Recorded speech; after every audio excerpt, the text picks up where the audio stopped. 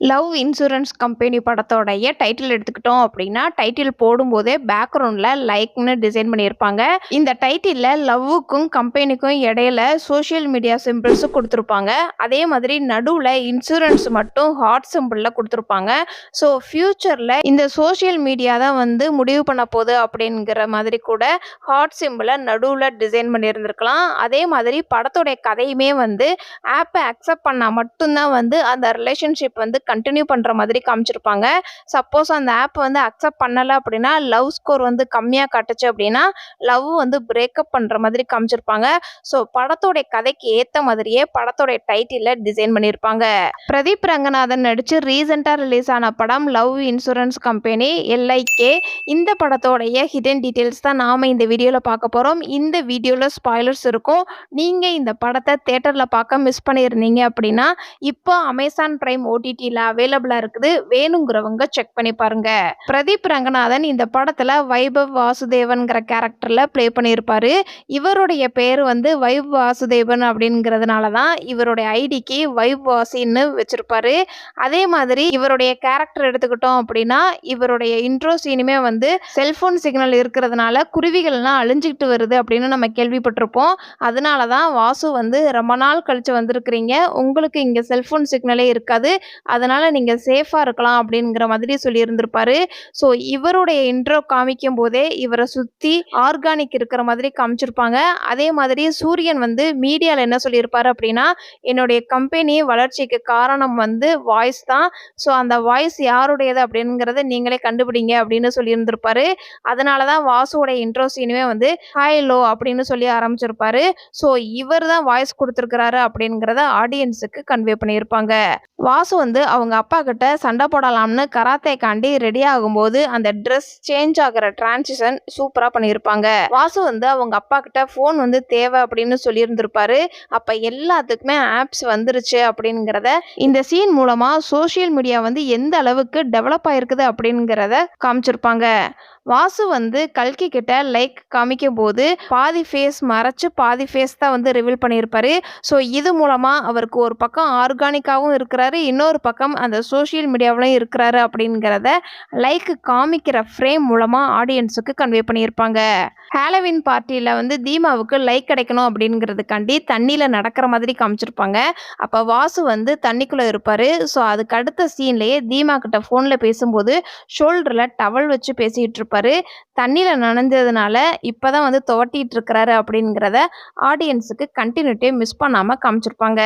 தீமா வந்து வாசு கிட்ட உன் வீட்டுக்கு வந்துடுறேன் அப்படின்னு சொல்லியிருந்திருப்பாங்க. அதுக்கு வாசு வந்து தீமா கிட்ட என் வீட்டுக்கு வந்தோம் அப்படின்னா மொபைல்லாம் யூஸ் பண்ண முடியாது அப்படின்னு சொல்லியிருந்திருப்பாரு. அப்போ தீமா வந்து ரொம்ப அப்செட் ஆயிடுவாங்க.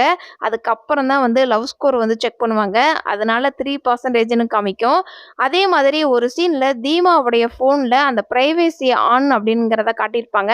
ஸோ இது மூலமாக டேட்டா கலெக்ஷன் சூரியனுக்கு வந்து தெரிஞ்சதுனால இவங்களுடைய லவ் ஸ்கோரை வந்து 3%ன்னு சூரியன் வந்து காட்டியிருந்திருக்கலாம். ஸோ ஒரு ப்ரைவேசி டேட்டா வந்து ஆன் பண்ணினதுனால எவ்வளோ ப்ராப்ளம் வருது அப்படிங்கிறத இந்த ஒரு சீன் மூலமாக ஆடியன்ஸுக்கு கன்வே பண்ணியிருப்பாங்க.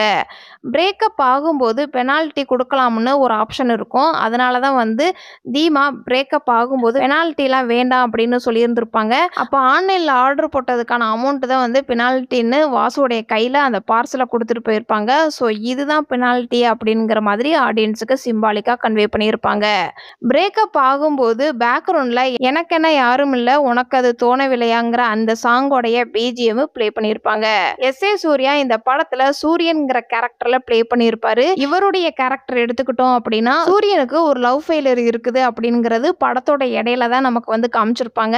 ஆனா படத்தோடைய ஸ்டார்டிங்லயே இந்த ஆப் வந்து லவ் ஃபெயிலியர் ஆனதுனால தான் உருவாக்கப்பட்டது அப்படிங்கிறத ஆடியன்ஸுக்கு மீடியா மூலமா சூரியன் வந்து இன்டர்வியூ கொடுக்கும்போது சிம்பாலிக்கா கன்வே பண்ணியிருப்பாரு. கோர்ட்ல சூரியன் வந்து என்ன சொல்லியிருப்பாரு அப்படின்னா, சப்போஸ் லவ்ல பிரச்சனை வந்துச்சு அப்படின்னா அதை பிரேக்கப் ஆகி யாரோட ரிலேஷன் அதிகமா இருக்குதோ அவங்களோட கனெக்ட் பண்ணி விட்டுருவோம் அப்படின்னு சொல்லியிருந்திருப்பாரு. இந்த டைலாக்கை கனெக்ட் பண்ற விதமா வாசுவும் தீமாவும் பிரேக்கப் ஆகும்போது வாசுவோடைய கேர்ள் ஃப்ரெண்டான கல்கிக்கு அவங்களோட ரிலேஷன்ஷிப் வந்து ஸ்ட்ராங்கா இருக்கிற மாதிரி லவ் ஸ்கோரை அதிகமாக காட்டி இவங்க 2 பேத்துக்குள்ளயுமே கனெக்ஷன் இழுத்து விடுற மாதிரி காமிச்சிருப்பாங்க. கோர்ட்ல லைக் ஆப்ப வந்து ரிஜெக்ட் பண்ணிடலாம் அப்படின்னு சொல்லி இருந்திருப்பாங்க. ஆனா சூரியன் வந்து ரிஜெக்ட் பண்ண விட மாட்டாரு. அப்ப லைக் ஆப்ப பத்தி மக்கள் என்ன சொல்றாங்க அப்படிங்கறத பப்ளிக் கிட்ட விசாரிப்பாங்க. அப்ப சூரியனுக்கு கொஞ்சம் பதட்டமா இருக்கும். அதுக்கான ரெஃபரன்ஸா தான் வந்து காலெல்லாம் நடுங்குற மாதிரி காட்டியிருப்பாங்க. ஆனா மக்கள் வந்து அத பாசிட்டிவான ரிவ்யூவா லைக் ஆப்புக்கு கொடுத்திருப்பாங்க. ஃபர்ஸ்ட் கால்லாம் நடுங்கி பதட்டமா இருப்பாரு. மக்கள் வந்து லைக் வேணும்னு ஆசைப்படும்போது கால் மேல கால் போட்டு கெத்தா உட்கார மாதிரி காமிச்சிருப்பாங்க. சூரியனுடைய பிளாஷ்பேக் சொல்லும் போதும் சரி, படத்தோடைய ஸ்டார்டிங்லயும் சரி, சேம் லொகேஷன்ல இருந்து தான் வந்து ஸ்டார்ட் பண்ணுவாங்க. லைக் ஆப் வந்து ரொம்ப ட்ரெண்டிங்கா இருக்கும். அதை பத்தி கலாட்டா யூடியூப் சேனல் மூலமா விளம்பரப்படுத்துவாங்க. சூரியன் வந்து ஆப் உங்களுக்கு எப்படி இருக்குது அப்படின்னு சொல்லி ஒரு சின்னதா பாட்டி வச்சிருப்பாரு. அப்ப சூரியன் வந்து துண்டை ஸ்டைலா போடுறதா இருக்கட்டும், வாசு வந்து ஃபர்ஸ்ட் டைம் அப்பதான் கண்ணாடியை கண்ணுல ஸ்டைலா போடுறதா இருக்கட்டும், இந்த மாதிரி குட்டி குட்டி மூமெண்ட்டை அழகா காமிச்சிருப்பாங்க. சூரியன் பக்கத்துல ஒரு பொண்ணை ரோபோவா வச்சிருப்பாரு. அந்த பொண்ணு வந்து சூரியனுக்கு அப்பப்ப ஆறுதல் சொல்றதுக்காண்டி இருக்கும். சூரியன் வந்து எப்பெல்லாம் டென்ஷன் ஆகுறாரோ அப்பெல்லாம் ஜூஸ் எடுத்து கொடுக்கறதா இருக்கட்டும், ஷோல்டர்ல தட்டி கொடுக்கறதா இருக்கட்டும், இந்த மாதிரி எல்லாம் அந்த ரோபோ பண்ணும். ஆனா எல்லாருக்கிட்டையும் ரோபோ தான் வந்து சொல்லியிருந்திருப்பாரு. எல்லாரும் அந்த பொண்ணை வந்து ரோபோன்னு நம்பணும் அப்படிங்கிறதுக்காண்டி பம்ல வந்து எக்ஸ்ட்ரா ஃபிட்டிங் வைக்கிறதா இருக்கட்டும், ஸ்கின்னை வந்து பளபளன்னு இருக்கிற மாதிரி காட்டியிருப்பாங்க. அதே மாதிரி படத்தோடைய ப்ரீ கிளைமேக்ஸ்ல இது வந்து ரோபோ கிடையாது, ஒரு பொண்ணு அப்படின்னு சொல்லியிருந்திருப்பாங்க. ஸோ ரோபோவா மெயின்டைன் பண்ணிக்கிட்டு இருக்கும்போது பொண்ணு மாதிரி தெரியக்கூடாது அப்படிங்கிறதுக்காண்டி எப்போதுமே அந்த பொண்ணு வந்து கண்ணாடி போட்டுருக்கிறத பார்க்க முடியும். சூரியன் வந்து இந்த சீன்ல ரோபோ கையை மாட்டிக்கிட்டு தான் வந்து ஒரு ரோபோவை அடிப்பாரு. அதே மாதிரி தான் வந்து கிளைமேக்ஸ்ல சூரியன் வந்து வாசுவை அடிக்க சொல்லி ஏவி விட்டுருப்பாரு. அப்ப வாசு வந்து ஒரு ரோபோ கையை மாட்டிட்டு தான் எல்லா ரோபோவையும் காலி பண்ணிடுவாரு. ஸோ ஃபைனல் ஃபைட் சீன் இந்த மாதிரி தான் வரும் அப்படிங்கிறத சூரியனுடைய கேரக்டர் மூலமாவே ஆடியன்ஸுக்கு முன்னாடியே சிம்பாலிக்கா கன்வே பண்ணியிருப்பாங்க. கிருத்தி செட்டி இந்த படத்துல தீமா பப்பிமாங்கிற கேரக்டர்ல பிளே பண்ணியிருப்பாங்க. இவங்களுடைய கேரக்டர் எடுத்துக்கிட்டோம் அப்படின்னா, குழந்தையா இருக்கும்போது ஃபர்ஸ்ட் சாதாரண ஒரு குழந்தையா தான் வந்து இந்த உலகத்துல வளருவாங்க. ஆனாலும் அவங்க அம்மா வந்து மொபைல் கொடுத்து எல்லாமே மொபைலே பார்த்துக்கோ அப்படின்னு சொல்லும்போது, அப்ப அந்த குழந்தை வந்து மொபைல்ல தான் எல்லாமே இருக்குது அப்படின்னு ஆள் மனசுல பதிவாகுது. அதனால தான் வளர்ந்ததுக்கு அப்புறமும் மொபைல்லே தான் இருக்கிற மாதிரி காட்டியிருப்பாங்க. ஸோ பேரண்ட்ஸு இந்த காலத்துல எப்படி குழந்தைங்கள வளர்க்குறோம் அப்படிங்கிறத அவ்வளோ அழகா இந்த ஒரு சீன் மூலமா கன்வே பண்ணியிருப்பாங்க.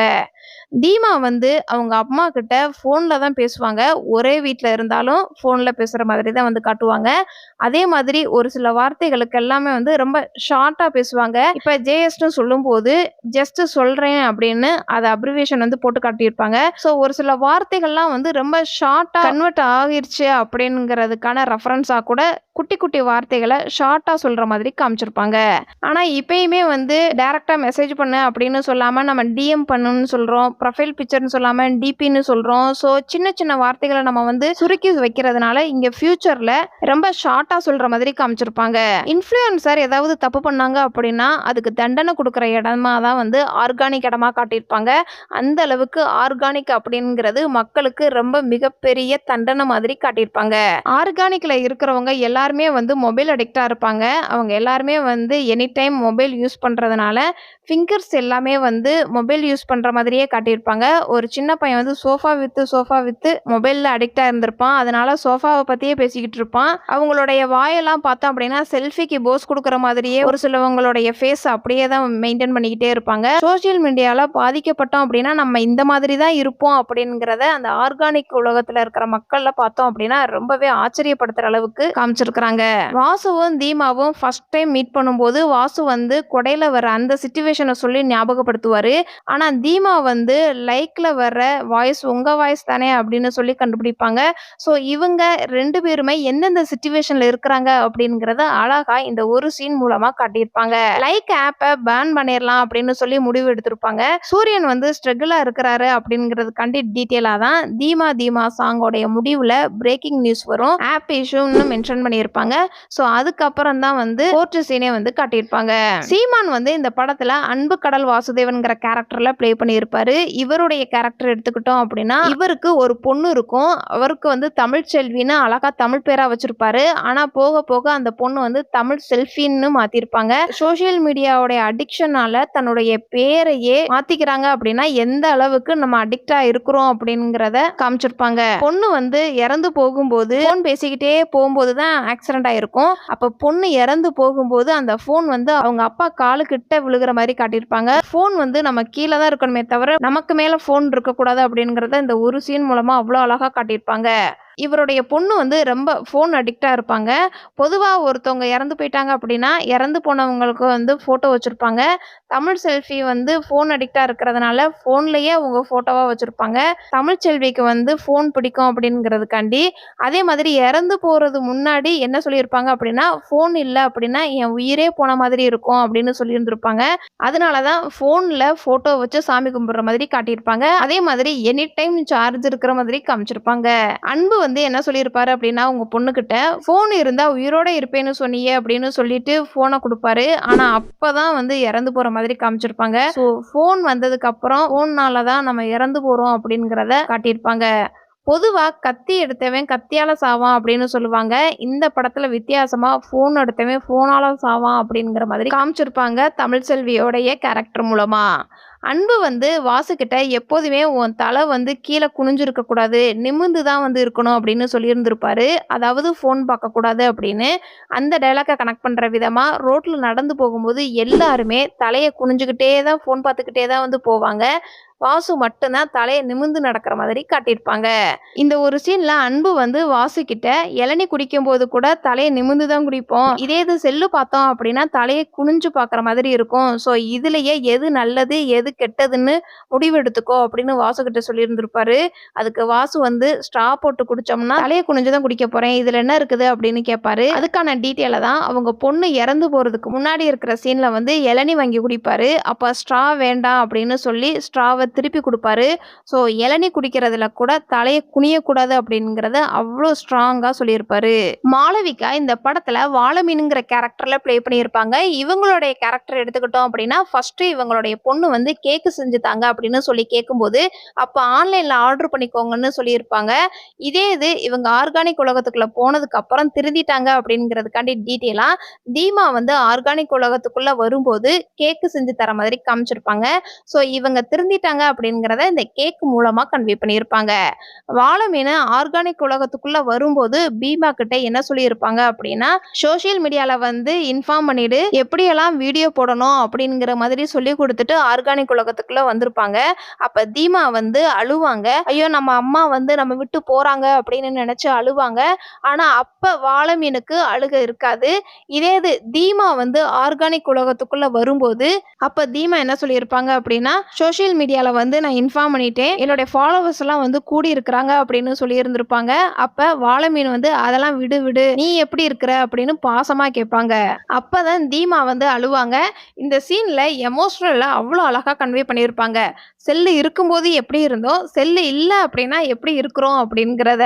வாசு வந்து எப்படியாவது தீமா கிட்ட ஒரு தடவை பேசினேன் அப்படின்னா லவ் வந்து சமாதானம் ஆயிடும் அப்படின்னு சொல்லியிருந்திருப்பாரு. பிரபு தான் வந்து நான் கூட்டிட்டு வரேன்னு சொல்லி பிரபு வந்து தீமா கிட்ட ஒரு சாக்லேட் காமிச்சிருப்பாரு. அப்ப ஃபர்ஸ்ட் கஞ்சா அப்படிங்கிறது தான் வந்து ரிவீல் பண்ணியிருப்பாங்க.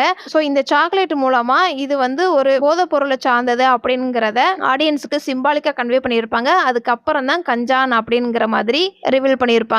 இப்போ நம்ம வந்து 5G யூஸ் பண்ணிக்கிட்டு இருக்கிறோம். இதே 2040ல 9G வரைக்கும் அப்டேட் ஆயிருக்குது அப்படிங்கிறத இந்த படத்துல பார்க்க முடியும். தீமா வந்து வாசுக்கு நெத்தியில கிஸ் பண்ண வரும்போது லவ் பிரேக்கப் ஆயிரும். அப்ப என்ன சொல்லியிருப்பாங்க அப்படின்னா, கிஸ் பண்ணும்போது நம்மளுடைய டே வந்து ரொம்ப செலிப்ரேஷனா இருக்கணும் அப்படின்னு சொல்லியிருந்திருப்பாங்க. இதே இது படத்தோடைய கிளைமேக்ஸ்ல வாசுவோடைய நெத்தியில தீமா வந்து கிஸ் பண்ணும்போது படத்தோடைய டைரக்டருடைய பேரை பேஸ்ட் பண்ணியிருப்பாங்க. இந்த படத்தோடைய கதை 2040ல நடக்கிறதுனால பேக்ரவுண்ட்ல அவ்வளோ ஒர்க் பண்ணியிருப்பாங்க. சென்னைன்னு போட்டு 2040 வருஷத்துல நடக்கிற மாதிரி காமிச்சிருப்பாங்க. அதுல ரொம்ப கிராண்டா தெரியறது வந்து பெரிய பெரிய பில்டிங் இருக்கும். இந்த பில்டிங் எல்லாம் வந்து காசா கிராண்ட் பில்டர்ஸ் தான் வந்து கட்டி கொடுத்துருக்காங்கிறதுக்காண்டி ரெஃபரன்ஸா அங்கங்க காசா கிராண்ட் பிராண்ட மென்ஷன் பண்ணியிருப்பாங்க. இந்த படத்துல சூரியனுக்கு பிரதரா ஒரு ரோபோ இருக்கும். அதுக்கு அனிருத் தான் வந்து வாய்ஸ் ஓவர் பண்ணி கொடுத்துருக்காரு. 2040 அப்படிங்கிறதுனால ரெஃபரன்ஸா mic, phone, camera, bus stop, Adyar பிரிட்ஜோடைய நேம் நேமை வந்து டிஜிட்டல் மையமா மாத்துனது, மோனோ ட்ரெயின் வண்டியெல்லாம் வந்து டிஃப்ரெண்டா இருக்கிறது, எல்லாருமே ரோட்ல வர ரூல்ஸை கரெக்டா ஃபாலோ பண்றது, எந்த ஒரு குப்பையுமே இல்லாம இருக்கிறது, டெலிவரி பாய்ஸ் வந்து டெலிவரி பண்ணாம ட்ரோன் மூலமாவே டெலிவரி பண்றது, 2040லயும் கலைஞர் ஆட்சி இருக்கிறது, கலைஞர் மெட்டவர்ஸ் யூனிட், காவேரி ஹாஸ்பிட்டல் எந்த அளவுக்கு டெவலப் ஆயிருக்குது அப்படிங்கிற மாதிரியும், மிஷன் 14 இம்பாசிபிள் படத்துல யாஸ் நடிக்கிற மாதிரியும், பைக்ல 450 ஸ்கூட்டர்ஸ் அப்கிரேட் ஆன மாதிரியும் காட்டியிருப்பாங்க. லவ் இன்சூரன்ஸ் கம்பெனி உங்களை அன்புடன் வரவேற்கிறது அப்படிங்கிற வாய்ஸுக்கு யார் வாய்ஸ் செட் ஆகுது அப்படின்னு இன்டர்வியூ எடுத்துக்கிட்டு இருப்பாரு. அப்ப விக்னேஷ் சிவனும் ஒரு கேமியோ ரோல்ல ப்ளே பண்ணியிருப்பாரு. இதுல போட்டுட்டு வர ஸ்பெக்ஸ் எல்லாமே டிஃப்ரெண்டாவும் அழகாவும் இருக்கும். ஒருவேளை எல்லாருமே ஃபோன் யூஸ் பண்றதுனால ஸ்பெக்ஸ் வந்து யூஸ் பண்றாங்களான்னு தெரியல. ஸ்பெக்ஸுக்குள்ள டெக்னாலஜி கொண்டுட்டு வந்திருப்பாங்க. அதனால கூட எல்லாருமே ஸ்பெக்ஸ் வச்சிருந்திருக்கலாம். அதே மாதிரி சீமானுக்கு வந்து சாதாரண கண்ணாடி தான் வந்து கொடுத்திருப்பாங்க. வாசு வந்து எப்போதுமே ஷோல்டர்ல ஒரு ஸ்பெக்ஸ் வச்சிருப்பாரு. ஏன்னா அவருடைய மனசு வந்து ஆர்கானிக்ல இருந்தாலும் தீமாக்காண்டி சோஷியல் மீடியா யூஸ் பண்ற மாதிரி காமிச்சிருப்பாங்க. சோ அவரும் எப்ப வேணாலும் சோஷியல் மீடியா பக்கம் வரலாம் அப்படிங்கிற மாதிரி அவருடைய ஷோல்டர்ல ஸ்பெக்ஸ் இருக்கிறத பார்க்க முடியும். திருவள்ளுவர் ஐடி பார்க்கா இருக்கட்டும், சென்னை பீச் அவ்வளவு அழகா நீட்டா இருக்கிற மாதிரியும் காமிச்சிருப்பாங்க. லைக் வந்து பேசுறதுக்கும் லவ் பண்றதுக்கு மட்டும் கிடையாது, அது வந்து பணம் டிரான்ஸ்ஃபர் பண்றதுக்குமான ஒரு ஸ்கேனராவும் யூஸ் பண்ண முடியுங்கிறதுக்காண்டி பூக்காரவங்க கிட்ட காட்டியிருப்பாங்க. வலைபேச்சுல 3 பேரு மூவி அப்டேட் கொடுப்பாங்க. அதுல பத்ரி 2 வர மாதிரியும், தலைவருடைய 189 வர மாதிரியும் இந்த மாதிரி அப்டேட்ஸ் எல்லாம் போட்டிருப்பாங்க. என்னதான் வந்து படம் 2040 முன்னோக்கி போயிருந்தாலும் படத்துடைய டைரக்டர் பேர் போடும்போது இயற்கையான சீன்ல தான் வந்து டைரக்டர் விக்னேஷ் சிவனுடைய நேமை பேஸ்ட் பண்ணியிருப்பாங்க. எல்லா குழந்தைகளுமே போன் பார்த்து தான் சாப்பிட்றாங்கிறது சொல்றதா இருக்கட்டும், போன்னால என்ன சாப்பிட்டுக்கிட்டு இருக்கிறோம்னு தெரியாமலே சாப்பிட்டுக்கிட்டு இருக்கிறத இந்த படத்துல காமிச்சிருப்பாங்க. குழந்தைங்க என்ன சிச்சுவேஷன்ல இருக்கிறாங்க அப்படின்னு. ஒரு கொடையோடைய ரேட்டு 1899ல விற்பாங்க. அப்ப விலைவாசி எந்த அளவுக்கு அதிகமா இருக்குது அப்படிங்கிறத இந்த கொடை மூலமா ஆடியன்ஸுக்கு கன்வே பண்ணியிருப்பாங்க. அந்த கொடையில எவ்வளவு டெம்பரேச்சர் இருக்குது அப்படிங்கிறதையும் பார்க்க முடியும். ஸோ கொடையிலேயே டெக்னாலஜி வந்திருக்குது. அதனாலதான் கொடை வந்து இவ்வளவு காஸ்ட்லியாவும் இருக்குது அப்படிங்கிறத காமிச்சிருப்பாங்க. வாசு வந்து ஹாஸ்பிட்டல்ல அட்மிட் பண்ணியிருப்பாங்க. அப்ப டாக்டர் வந்து வைட்டல் சயின்ஸை கண்ணாடி மூலமாவே செக் பண்ணியிருப்பாரு. அதாவது டெம்பரேச்சர், SpO2, பிபி எவ்வளவு இருக்குது அப்படின்னு கண்ணாடி மூலமாவே செக் பண்றதா இருக்கட்டும். வாசு அட்மிட் பண்ணியிருக்கிற ஹாஸ்பிட்டல் வந்து GH. ஸோ GH எந்த அளவுக்கு டெவலப் ஆயிருக்குது அப்படிங்கிறத காட்டியிருப்பாங்க. GH அங்கங்க மென்ஷன் பண்ணியிருப்பாங்க. அதே மாதிரி ஃபர்ஸ்ட் GHக்குள்ள காமிச்சிட்டு அந்த சீனோட எண்டிங்ல தான் வந்து ராஜீவ் காந்தி GHன்னு காட்டியிருப்பாங்க. அது ரொம்பவே சர்ப்ரைஸா இருக்கும் இந்த படத்தை பார்க்குறவங்களுக்கு. ஹார்ட் அட்டாக்லாம் வர்றதுக்குள்ளேயுமே சின்ன வயசுலயே ஃபோன் பார்க்கறதுனால சீக்கிரமா டெத் ஆயிடுறாங்க அப்படிங்கிறத டாக்டர் டயலாக் மூலமா கன்வே பண்ணியிருப்பாரு. ஸோ அதனால தான் இப்பயும் ஹார்ட் அட்டாக்லாம் வருதா அப்படிங்கிற மாதிரி வாசுடைய கேரக்டர் மூலமா கன்வே பண்ணியிருப்பாங்க. இந்த சீன்ல கோஆப்டெக்ஸ், அம்மா உணவகம் 24/7ல மெயின்டைன் ஆகுறது, சினிமாவுக்கு எந்த ஒரு டெக்னாலஜி வந்தாலுமே அது கமலஹாசன் ஒரு முன்னோடியா இருப்பாரு. அதனால கமலஹாசன் பிலிம் அகாடமியா இருக்கட்டும், வேளாச்சேரி வாட்டர் பார்க்கா இருக்கட்டும், பெரியார் சைபர் சிட்டி, விவோல எக்ஸ்ஃபோல்டு 3 ப்ரோ வெர்ஷன் அப்கிரேட் ஆனதா இருக்கட்டும், பத்ரி 2ல விஜய் பையன் நடிச்ச படமாவும், திருச்சிற்றம்பலம் 2ல தனுஷ் பையன் நடிச்ச மாதிரியும் சூரியன் சொல்றதா இருக்கட்டும், வாசு கழுத்துல போல்டு நட்டு, ஆனா வாட்ச் வந்து போல்டு நட்ல யூஸ் பண்ணுவாரு. ஏன் இந்த வாட்சை போல்டு நட்ல யூஸ் பண்றாருங்கிறது தெரியல. இந்த படம் 2040 அப்படிங்கிறதுக்காண்டி இந்த உலகம் எந்த அளவுக்கு அப்கிரேட் ஆயிருக்குது அப்படிங்கிறத அவ்வளவு அழகா காட்டியிருப்பாங்க. லவ் இன்சூரன்ஸ் கம்பெனி படத்தை நீங்க ஒரு தடவையாவது பார்த்திருக்கீங்க அப்படின்னா இந்த வீடியோக்கு லைக் பண்ணுங்க. இந்த படத்துல நடிச்ச எந்த கேரக்டரும் உங்களை ரொம்ப இம்ப்ரெஸ் பண்ணுச்சு அப்படிங்கிறத கமெண்ட்ஸ்ல சொல்லுங்க. இதுக்கு முன்னாடி நம்மளுடைய சேனல்ல விருமாண்டி படத்தோடைய ஹிடன் டீடைல்ஸ் வீடியோ அப்லோட் பண்ணியிருக்கிறோம். வேணுங்கிறவங்க கமெண்ட் பாக்ஸ்ல லிங்க் இருக்குது, செக் பண்ணி பாருங்க. லைக் படத்துல இதெல்லாம் நான் நோட் பண்ண சின்ன சின்ன ஹிடன் டீடைல்ஸ். இந்த மாதிரி படத்தோடைய ஹிடன் டீடைல்ஸ் நீங்க இன்னும் தெரிஞ்சுக்கணும் அப்படின்னா நம்மளுடைய சேனலை சப்ஸ்கிரைப் பண்ணி பெல் ஐக்கானையும் கிளிக் பண்ணுங்க.